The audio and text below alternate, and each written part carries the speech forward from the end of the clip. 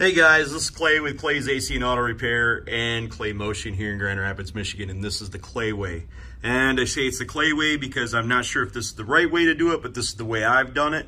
For years, you've been working on cars like me, you'll find that fuel lines break off inside these plastic housings. What's going on is the rust from the line itself has gotten behind the O-ring that this fuel line actually fits into down inside here. And we generally don't have the tools to repair this. I actually have the tools to take this off and take this out of here and repress a new one in there, but we're not gonna do that. I'm gonna show you guys at home how to get these metal lines out of side of this pocket. So if that's helpful for you, please consider subscribing, clicking the notifications. Most of all, share this with folks because this works on anything. I've done it quite a few times and it has always worked for me. I know one time I'm gonna actually mess up and it's not, but if it's not helpful for you, just turn the volume down on your computer or your cell phone, let my videos play through. So let's get started. We're gonna actually cut the end of this off right here with the die grinder and get it somewhat flush with that. Then we're gonna start taking drill bits and we're gonna drill inside it. We're basically drilling through the metal housing. Hopefully not drilling all the way down, and then once it gets so loose, it'll kind of collapse in on itself, and then we can pull it out with a pair of needle nose pliers. That's the hope, and that's the procedure. Never fear, Spidey fans. I've got a cure and a solution for your problem. I'm gonna use a Sawzall to actually cut this off of here because I don't want sparks.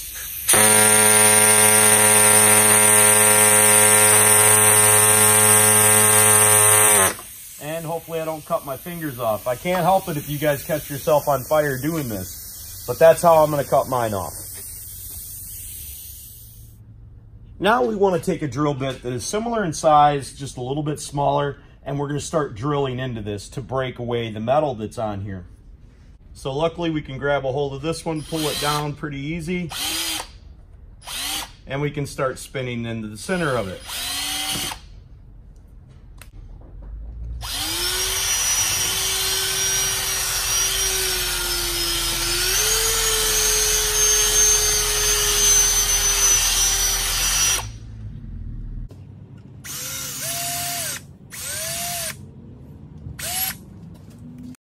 Notice while I have the drill bit in there, I'm using a lot smaller drill bit than the actual line, and I'm working it clockwise, kind of spinning it around, trying to get the barrel of that metal to actually spin inside the connector. Now we're not pushing all the way through because we don't want to drill a hole in the back side of the connection.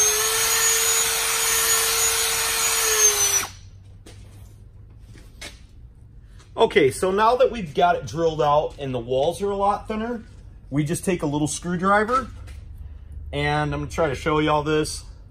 Take a little screwdriver and we pry this in here and we collapse the walls a little bit more.